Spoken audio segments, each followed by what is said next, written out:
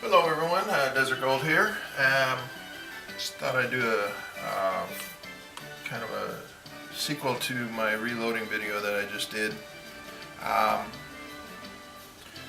This is kind of the counterproductive aspect of reloading, but unfortunately it's a major part of everything that someone is going to be involved with when they do get into assembling cartridges. There are going to be times when you are putting loads together and find out that you've made an error in either calculations or bullet seating, forgot what powder you were supposed to be using, or just, in some cases, technical issues such as a primer not seating properly, or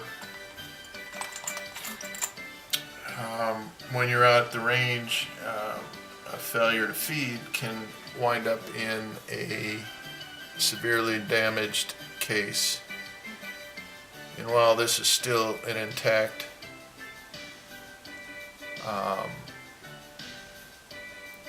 cartridge, you don't want to fire this because you don't know if the strength of the cartridge has been compromised, or the case, I'm sorry. There's another example. Improper seating. If you're not paying attention to how you place your bullet in the bullet seating die, you can have a severely disoriented situation there, as you can see. This is a 50 Beowulf, and I guarantee you, you do not want to take anything for granted with that round. These are reloaded. This is a 454 Casull case. And again, when you're reloading, you want to pay attention, as I mentioned in my previous video, to what the case is telling you. You want to make sure that you inspect each case as you are getting ready to load.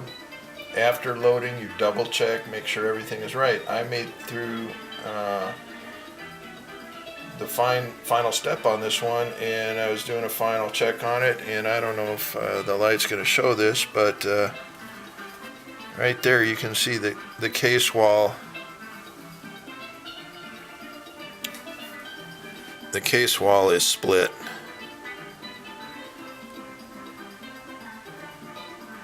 It's a minor, it's a very small split, but with a 454 Casull, you fire that round off, there's going to be fireworks. So there's just a lot of things that can happen. Here's another example. I bought some Sierra 115 grain hollow point bullets for my 6.8 SPC, and when I started to load them, I noticed that the way the bullet's seated is bowing the case right there. It's not a whole lot, but it's enough to keep a round from feeding properly. So there are just a lot of times. Here's another example of a failure to feed properly and damaging the case. So what do we do in situations like this? You don't want to just throw live ammo in the trash. You can't. You have to disassemble what you've spent a lot of time and energy putting together, which is sometimes frustrating, but that's part of the learning process. So this is kind of, there's two ways to go. RCBS has this bullet puller And then Lyman has it for larger situations, you know, when you've got a whole slew of ammunition or cartridges to disassemble.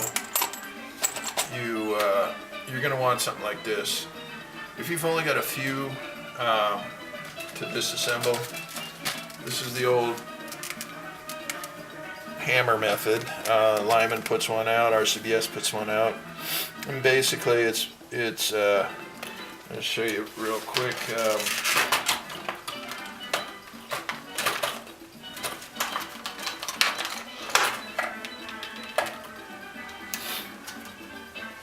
What you would do, pretty simple concept. You would unscrew the cap. You have collets that are for either pistol caliber or rifle caliber with this particular setup. You would place your bullet, and I didn't look to see if I grabbed the right collet here, but just for demonstration purposes, this is where you would have your bullet ready to disassemble. You would stick it in the hammer, screw on the cap, and you would begin pounding on a hard surface like a cement block or somewhere stable that the force of the impact would start pulling out the bullet. And the bullet would drop in the bottom of your hammer along with the powder, and you could recover both of these for future use. Now for larger, more laborious tasks, RCBS has this bullet puller, and it is a lot more convenient for larger quantity or larger tasks. As you can see, I've already pulled quite a few cartridges, recovered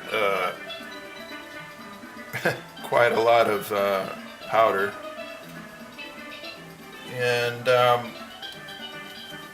it becomes very advantageous to do this as opposed to just discarding, because now I've got a whole lot of 6.8 brass that I can reuse, and actually they're still primed, which is an advantage.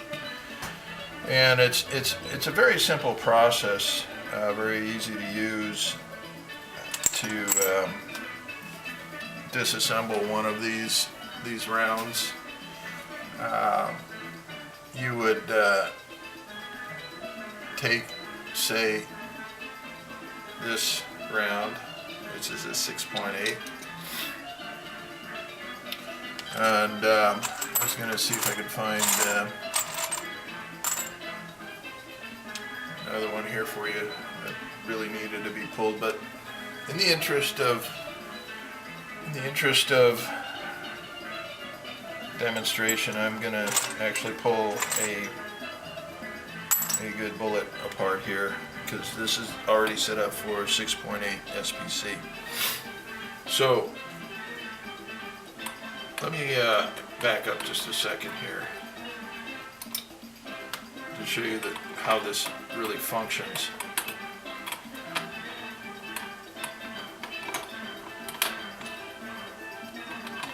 The bullet puller comes with the die that you seat in your die plate.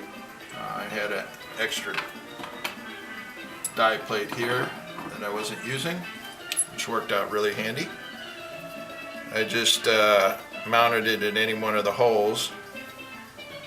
Slide it in.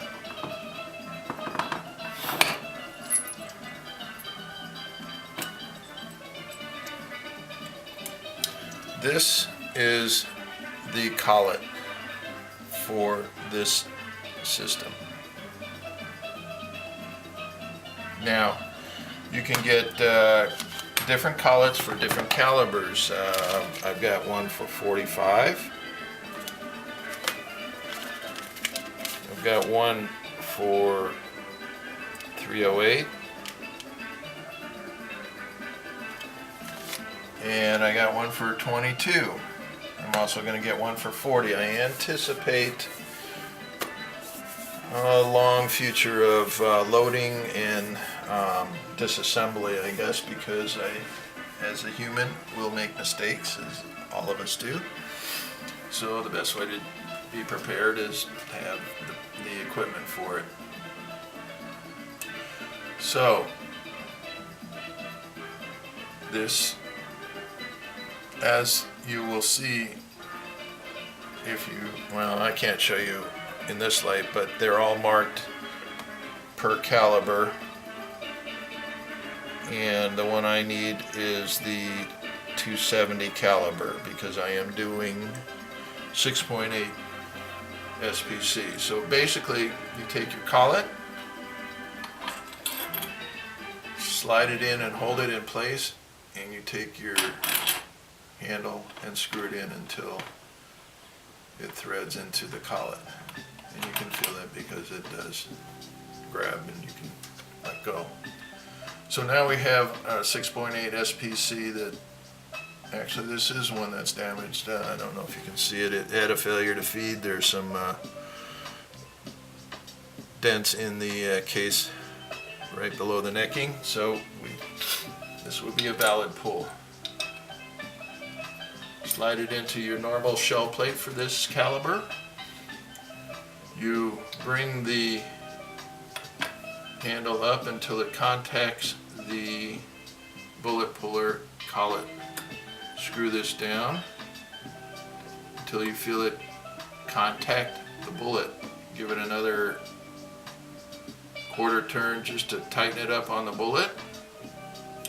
And now you will see that the handle is in place and will not go back because I am holding the bullet. A little sharp pull. You have the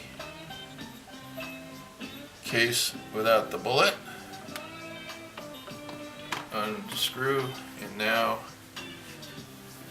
you have recovery of a usable 6.8 115 grain Hornady bullet. Discard the powder into your powder disposal area, and you are set to go on to your next round. As you can see, it's going to be a long night for me. I've got a lot of errors to mend here, so I think I'll be on my way here. Hope this gives you some insight as to an alternative that you can look at if, in fact, when you're reloading, you do come across some errors or you realize that something needs to be fixed. There are avenues to take, and they're really simple to use. You have a good day and be well. Desert Gold, having fun.